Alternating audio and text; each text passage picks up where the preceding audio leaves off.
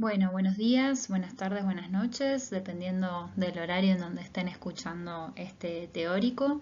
Mi nombre es Luciana Lerendegui y soy ayudante de la tercera cátedra de anatomía. Hoy vamos a conversar sobre conducto inguinal. La idea es hacer un esquema básico sobre el cual ustedes puedan estudiarlo en los libros.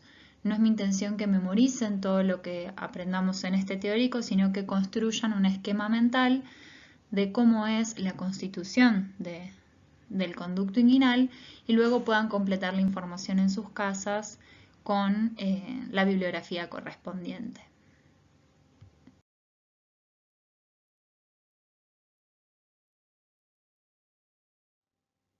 Bien, para comenzar debemos definir a qué se denomina conducto inguinal. El conducto inguinal o trayecto inguinal es un espacio topográfico que se ubica en la parte medial de la región inguinal y cuyo continente va a estar comprendido por las inserciones inferiores de los músculos anchos del abdomen. Este espacio comunica el interior de la cavidad abdominal con los planos superficiales de la región urogenital, conteniendo en el hombre el cordón espermático y en la mujer el ligamento redondo y su arteria homónima.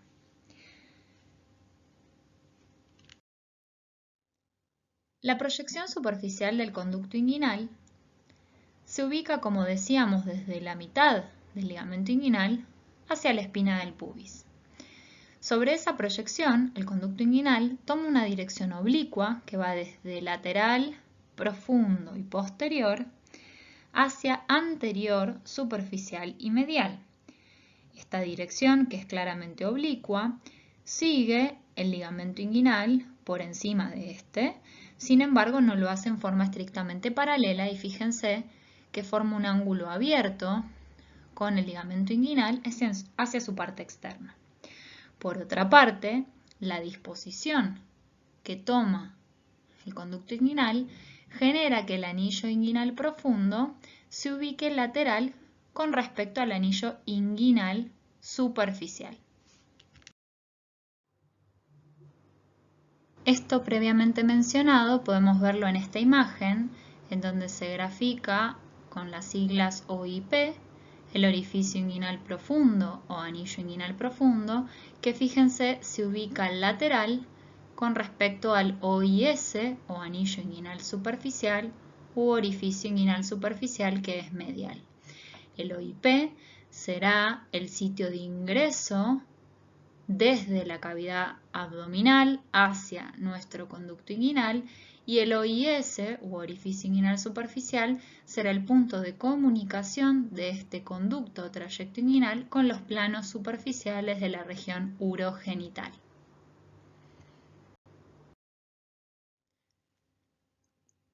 Con respecto al continente del conducto inguinal, lo que vamos a hacer es trazar un esquema conceptual para que luego ustedes puedan profundizar específicamente en algunas estructuras que lo componen.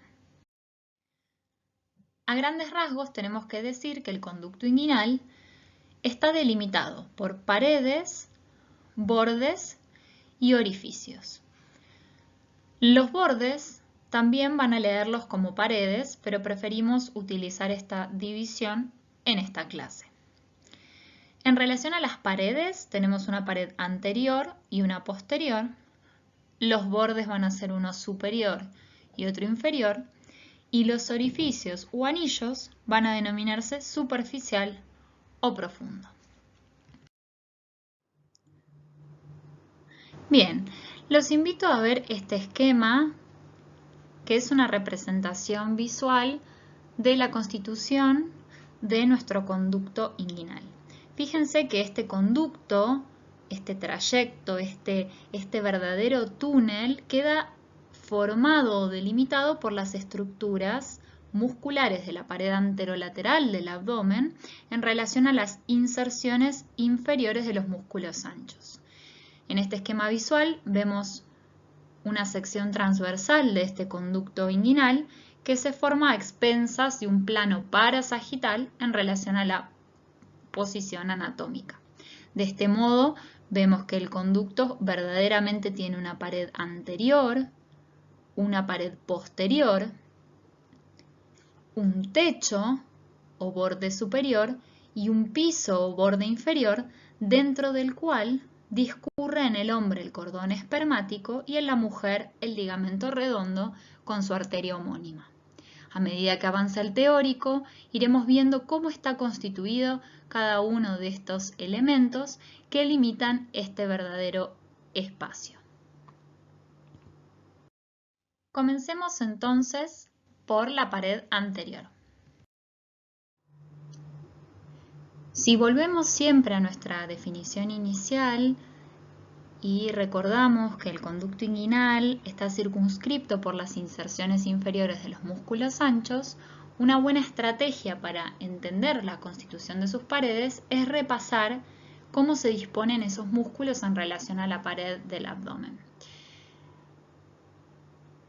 Si recordamos lo visto previamente, en la pared anterior del abdomen tenemos los músculos rectos. Esos músculos rectos van a estar envueltos por dependencias o desdoblamientos de la saponeurosis de los músculos anchos, que se disponen de superficial a profundo de la siguiente manera. En un primer plano encontraremos el oblicuo externo o mayor, por dentro del cual estará el oblicuo interno o menor, y luego el músculo transverso. Profundo a estas estructuras musculares encontraremos la fascia transversalis. Y si nosotros mirásemos la pared abdominal anterior desde el interior de la cavidad abdominal, veríamos que está revestida por el peritoneo parietal anterior. Los invito también a repasar cuáles son las diferencias en relación a la vaina de los rectos en su porción supra e infraumbilical, recordando que nosotros nos referiremos a conducto inguinal, por ende nos estaremos ubicando en la parte inferior de la pared abdominal en relación a la región inguinal.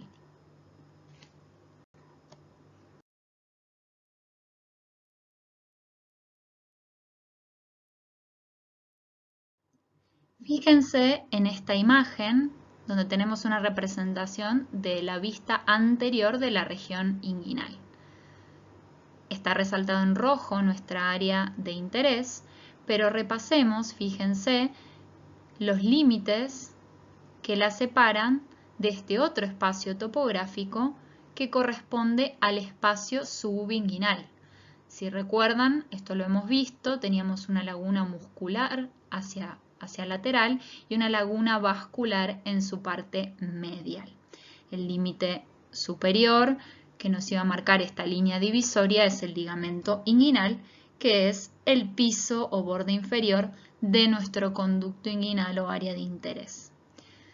Ya cuando uno mira o visualiza esta imagen, observa que una vez atravesada la piel, el tejido celular subcutáneo y las fascias, aborda la cara anterior de nuestro primer músculo, que corresponde al oblicuo externo u oblicuo mayor.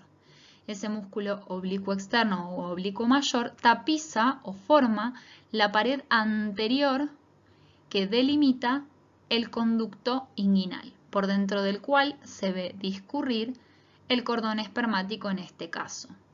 Fíjense esta disposición que adoptan las fibras particular de esta aponeurosis en esta región y que hablaremos posteriormente cuando nos refiramos al orificio inguinal superficial. En este esquema podemos ver una representación del oblicuo mayor con su porción aponeurótica que busca insertarse anteromedialmente formando estas fibras que van hacia medial, fibras que se dirigen hacia lateral y forman un puente, ahora lo veremos, y algunas fibras arciformes que rodean ambas inserciones inferiores y mediales. Esto ahora lo veremos en detalle. Pero ¿por qué decíamos mayoritariamente que iba a estar constituido por el oblicuo mayor? Porque recuerden que profundo al oblicuo mayor tenemos el músculo oblicuo menor. Así como las fibras del oblicuo mayor se dirigen desde posterior, superior y lateral hacia inferior, anterior y medial, las fibras del oblicuo menor lo hacen en sentido inverso, van desde abajo hacia afuera y lateral, hacia arriba, hacia adentro y hacia medial. Y en el tercio externo de lo que será nuestra pared abdominal anterior y lo que será la parte lateral del conducto inguinal, en cierta forma, algunos autores describen que hay un refuerzo de la pared anterior del conducto inguinal a expensas de fibras del oblicuo menor.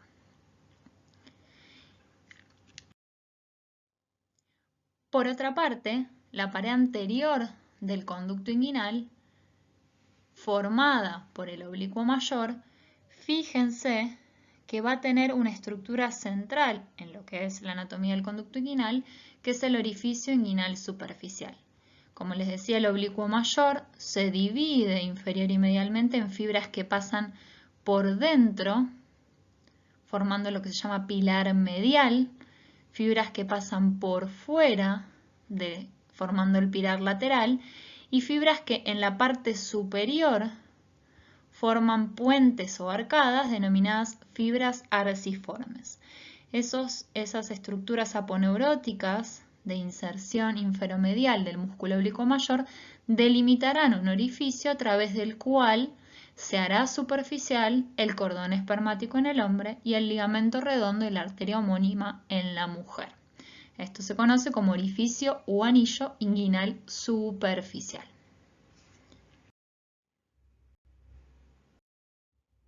En relación a la pared posterior, para comprender realmente tridimensionalmente cómo es su disposición, debemos volver a nuestro esquema básico. Recordemos que nuestro músculo más anterior y superficial iba a ser el oblicuo mayor. Profundo a este se iba a encontrar el oblicuo menor junto al transverso.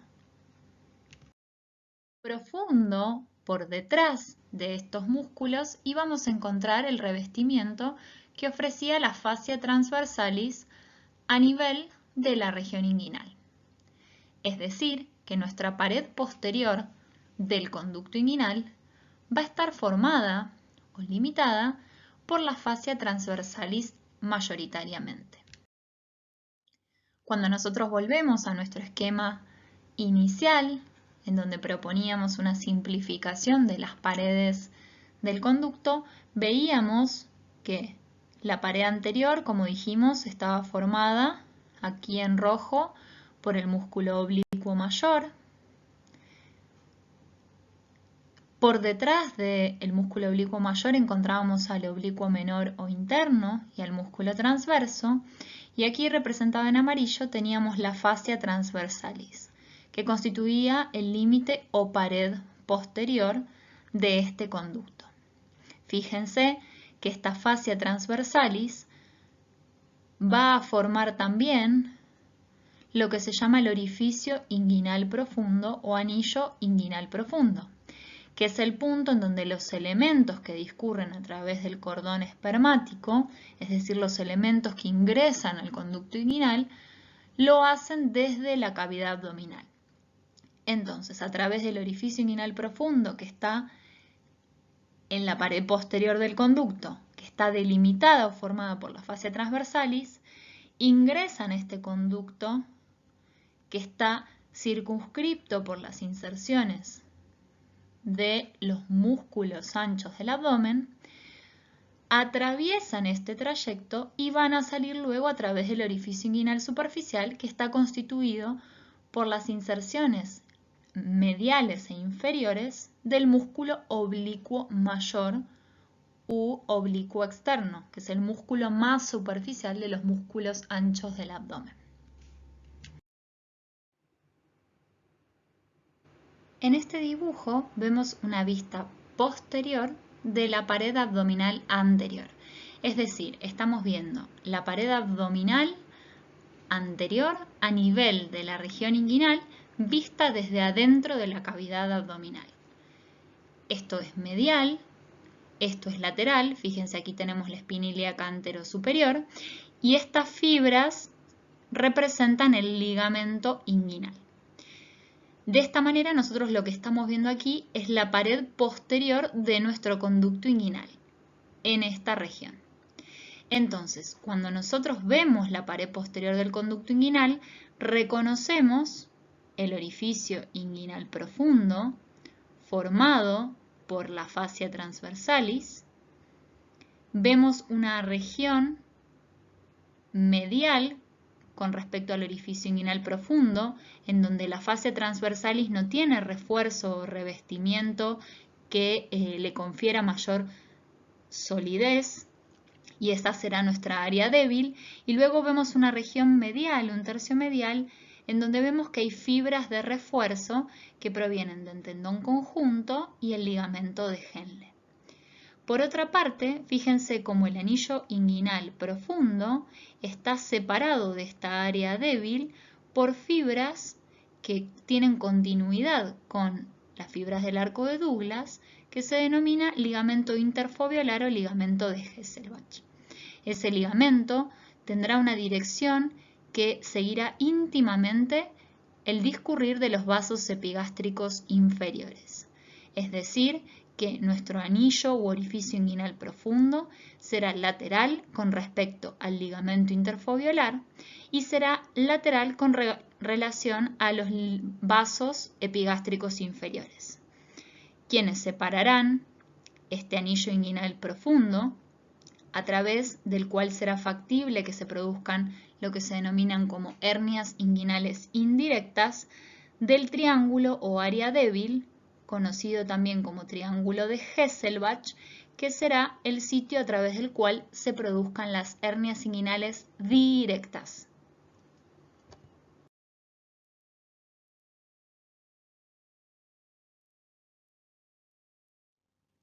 Cuando nosotros vemos una visión real, más allá de un esquema, recordemos que nuestra pared abdominal anterior está tapizada por peritoneo y hay una serie de estructuras que forman repliegues o ligamentos.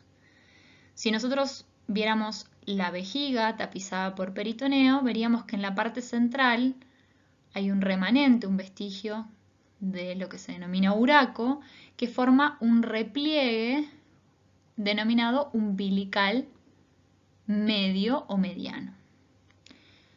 Por otra parte, las arterias umbilicales obliteradas van a formar otro par de repliegues que se denominan ligamentos umbilicales mediales.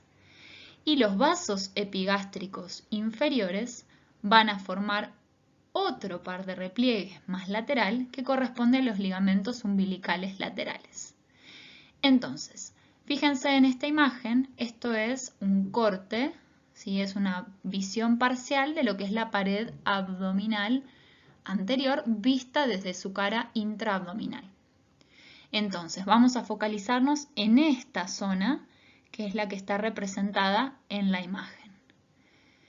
Fíjense aquí, esto que vemos que discurre hacia arriba y hacia medial, corresponde a los ligamentos umbilicales, al ligamento umbilical medial, que lo forman la arteria umbilical, en este caso izquierda, obliterada. Por fuera de ello, revestido por peritoneo, vemos aquí, por transparencia, los vasos epigástricos. Y por fuera de los vasos epigástricos inferiores, vemos este orificio. Este es el orificio inguinal profundo. Y fíjense cómo a través de ese orificio están ingresando los elementos intraabdominales que van a llegar a través del conducto inguinal hacia la región urogenital. En este caso van a ser el conducto deferente y los vasos testiculares. Bien. Con respecto al borde superior, volvamos a nuestro esquema básico inicial. Dijimos que este conducto, que lo vemos aquí representado, va a tener en su parte superior dos músculos que son el oblicuo menor y el transverso.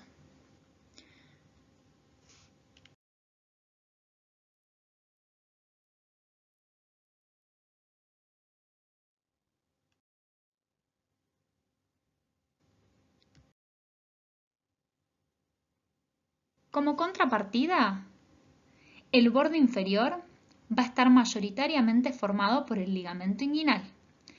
Ligamento inguinal que, recordemos, corresponde a fibras reflejas de la aponeurosis del oblicuo mayor, es decir, es dependencia del oblicuo mayor, pero en su parte posterior también va a tener fibras independientes que van desde la espina ilíaca anterosuperior a la espina del pubis, y eso se conoce como tracto iliopúbico. ¿Sí? Esto forma verdaderamente un piso sobre el cual discurre el cordón espermático.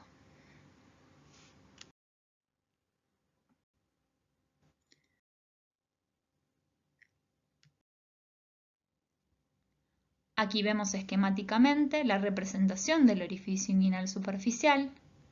Vemos las fibras del pilar lateral, las fibras arciformes y luego las fibras que corresponden al pilar medial.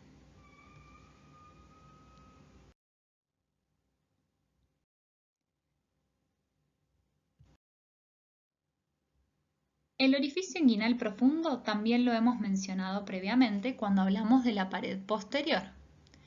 Recordemos que este orificio inguinal se va a ubicar por fuera de los vasos epigástricos inferiores y del ligamento interfobiolar o ligamento de Hesselbach, que es el principal medio de refuerzo que veremos en relación a este orificio. Realicemos entonces un repaso de los límites del conducto inguinal.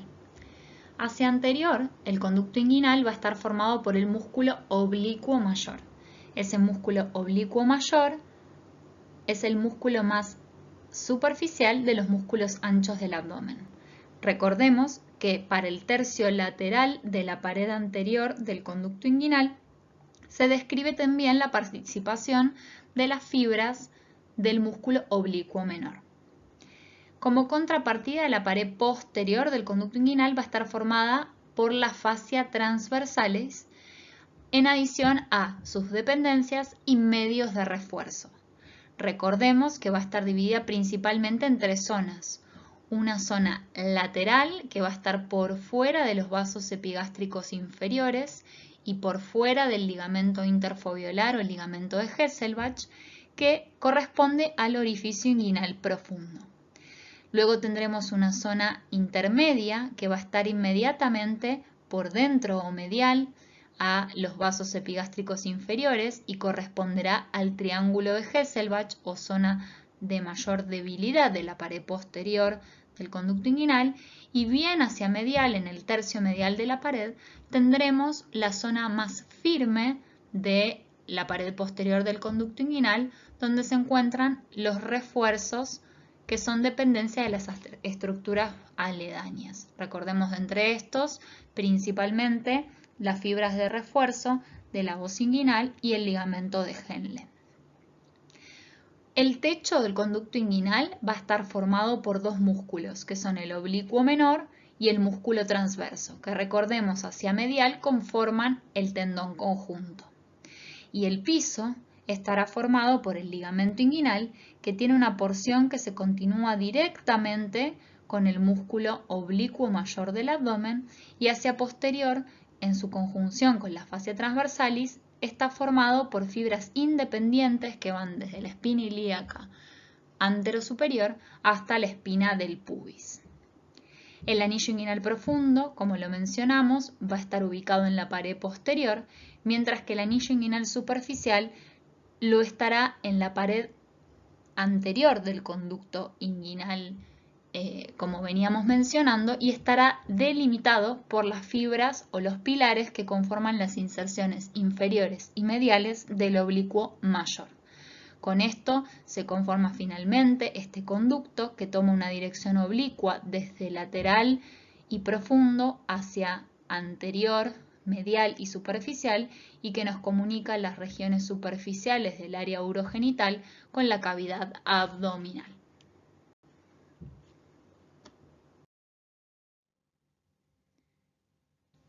Una vez que hablamos del continente, es muy importante que entendamos cuál es el contenido del conducto inguinal. Como dijimos, el conducto inguinal es una zona de transición entre la cavidad abdominal y la región urogenital superficial.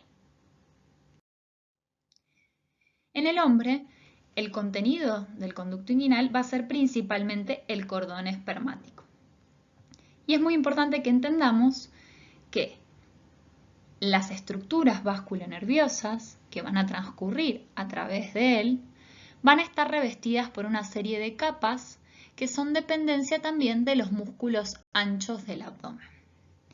De este modo, cuando hablemos de la constitución anatómica, veremos que existe una fascia espermática externa, una fascia cremasteriana y un músculo cremaster, y una fascia espermática interna, que no son nada más ni nada menos que dependencia de las paredes del conducto inguinal y su extensión hacia la región urogenital. Veamos unos esquemas. Vemos aquí un dibujo o una representación sencilla de lo que es la pared anterior del abdomen a nivel de la región inguinal. Fíjense que está representado el trayecto inguinal, su disposición oblicua, la proyección de lo que es el anillo inguinal profundo, y aquí vemos el anillo inguinal superficial con su pilar medial, su pilar lateral y las fibras arciformes o intercrurales. Aquí vemos la salida del cordón espermático. Cuando uno hace la apertura de la aponeurosis del oblicuo externo,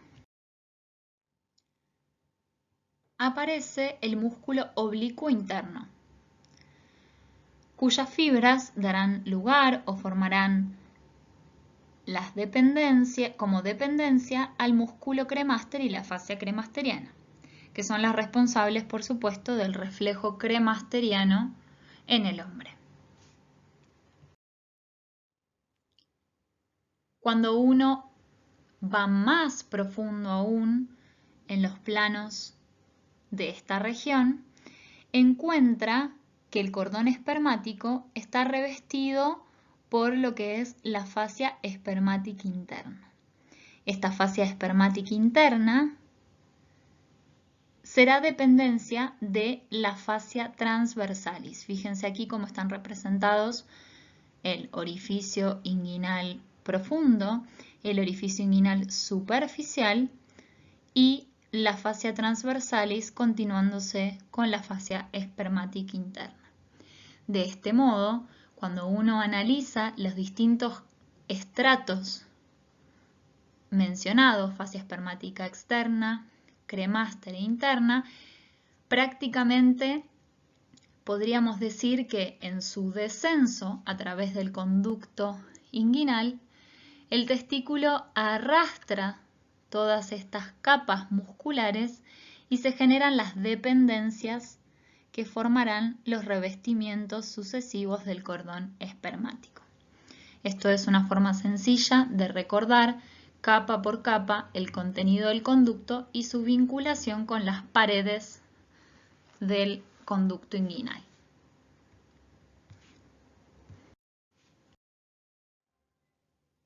Entonces, si volvemos a nuestro esquema básico, recordaremos que la fascia espermática externa está representada en rojo porque es dependencia del músculo oblicuo externo o mayor, que estaba representado en rojo también en el dibujo básico.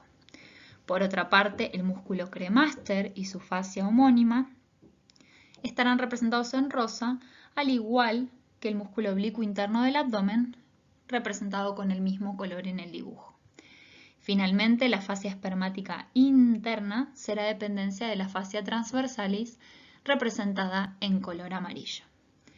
Entre la fascia espermática externa y el músculo cremaster encontraremos los ramos genital del génito femoral y el nervio ilioinguinal, ramos del plexo lumbar. El músculo cremaster también será acompañado por su arteria homónima, que es rama de la arteria epigástrica inferior. Por dentro de la fascia espermática interna, que es dependencia de la fascia transversalis, encontraremos los elementos que provienen desde la cavidad abdominal o se dirigen a ella. De este modo encontraremos el conducto deferente junto con los vasos homónimos, los vasos testiculares, es decir, la arteria testicular, que recordemos es rama de la aorta abdominal, el plexo pampiniforme y, muy importante no olvidar, el vestigio del proceso vaginal. Recordemos que el proceso vaginal es el conducto peritoneo vaginal que normalmente se oblitera, pero que puede permanecer permeable, dando origen a lo que se conoce como hernia inguinal congénita, que es una variante de hernia inguinal indirecta, por permeabilidad del conducto que mantiene la comunicación entre lo que es la cavidad peritoneal y ese proceso.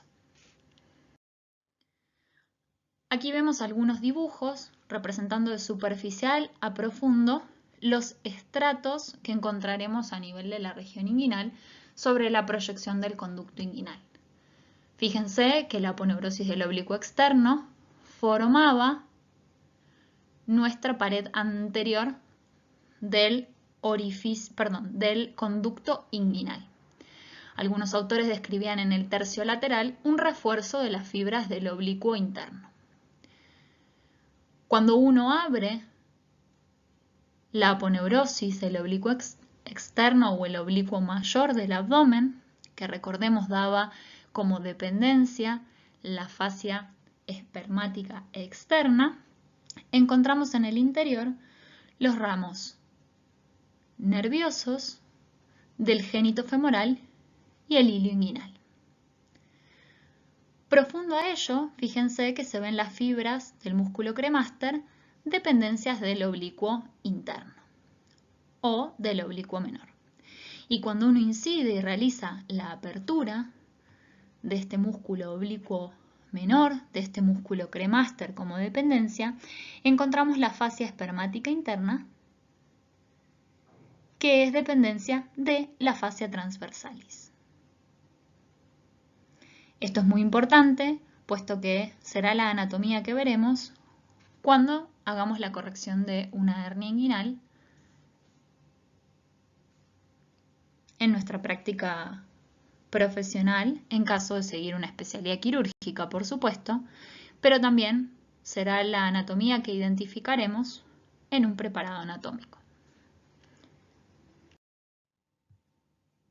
En relación a la aplicación clínica, sin lugar a dudas, lo más importante a recordar en relación a conducto inguinal es su relevancia para la comprensión de lo que son las hernias. En particular, debido a mi práctica profesional, lo que vemos cotidianamente son lo que se denominan hernias congénitas o hernias indirectas por persistencia del conducto peritoneo vaginal. Fíjense, acá hay dos imágenes, una es un paciente de sexo masculino y la otra es una paciente femenina, ambas de un libro de patología quirúrgica pediátrica. ¿En qué consiste la hernia inguinal congénita? Bueno, si recuerdan, el conducto peritoneo vaginal, que era un vestigio, en realidad se transformaba en un vestigio, se obliteraba en general en el periodo prenatal o en el postnatal durante el primer año de vida. Ocurre que hay pacientes que tienen persistencia de ese conducto peritoneo vaginal permeable. Esto mantiene una comunicación entre lo que es la cavidad abdominal y ese saco que se extiende hasta la región o tejido superficial en la zona urogenital. Al haber persistencia de esa comunicación, se produce lo que se denomina hernia. Hernia consiste en la introducción por dentro de ese saco de alguna estructura intraabdominal, que puede ser grasa, ovario en el caso de las mujeres, o, no poco frecuente, el intestino. Esto es una variedad congénita de lo que es una hernia inguinal indirecta. Hernia inguinal indirecta es aquella que se produce a través del orificio inguinal profundo. Para diferenciarla de las hernias inguinales directas, que son las que se producen a través de manera directa de la pared abdominal, en lo que es la zona de debilidad de la pared abdominal anterior, ubicada a nivel de lo que es el triángulo de Hesselbach. Es decir, las hernias inguinales directas son mediales a los vasos epigástricos inferiores, ocurren o protruyen a través de la pared abdominal anterior. En cambio, las hernias inguinales indirectas son laterales con respecto a los vasos epigástricos inferiores y lo hacen a través del orificio inguinal profundo. Esto puede constatarse en el examen físico haciendo una maniobra palpatoria en la cual veremos que las hernias inguinales indirectas ocupan el conducto inguinal y pueden llegar incluso hasta el escroto o los labios mayores, mientras que si uno introduce el dedo a través del orificio inguinal superficial y lo apoya contra la pared posterior del conducto inguinal, las hernias directas protruyen mediales con respecto al orificio inguinal profundo y abomban la pared posterior del conducto inguinal.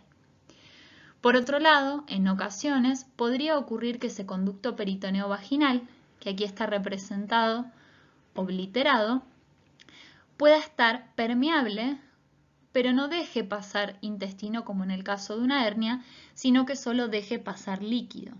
Eso es lo que se denomina hidrocele, que muchas veces puede formar quistes y es lo que conocemos como quiste de Cordon. Esto es para entender alguna de las variantes de lo que son las causas o las alteraciones patológicas relacionadas con la anatomía del conducto inguinal. No confundirse, este esquema es solo para mostrar una protrusión de intestino, pero también para que diferenciemos lo que será una hernia inguinal de lo que será una hernia crural o femoral. Recordemos que por encima del ligamento inguinal nosotros tendremos nuestro conducto inguinal y por debajo tenemos lo que se llama espacio subinguinal, que estaba dividido en una laguna muscular y una laguna vascular. Eso lo han aprendido en la sección de aparato locomotor y es de buena práctica que aprovechemos este teórico para repasarlo.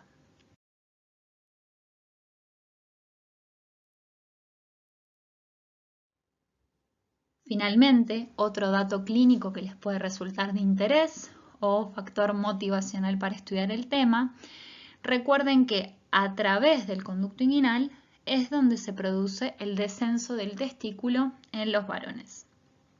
Los testículos de todos los varones se desarrollan en posición intraabdominal y luego completan un descenso hacia las bolsas escrotales atravesando el conducto inguinal.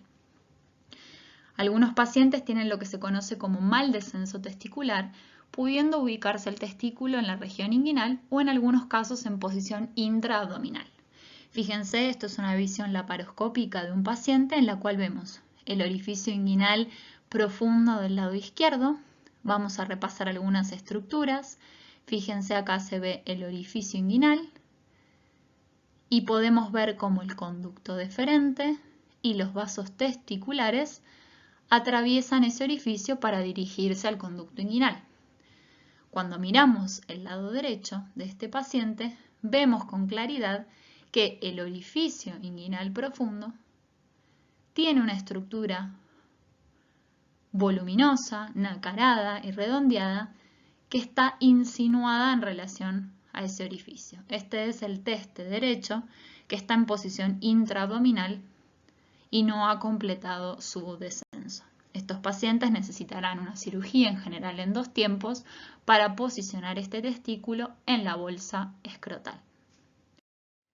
Como siempre, si tienen alguna duda con relación a este tema o a cualquier otro tema relacionado con los contenidos de la semana, pueden escribirme a mi dirección de correo y les sugiero que consulten la bibliografía para completar los contenidos de este teórico que buscaron simplemente generarles una estructura tridimensional de lo que es la anatomía del conducto para que sirva como punto de partida para el estudio en casa. Les mando un saludo a todos y muchas gracias.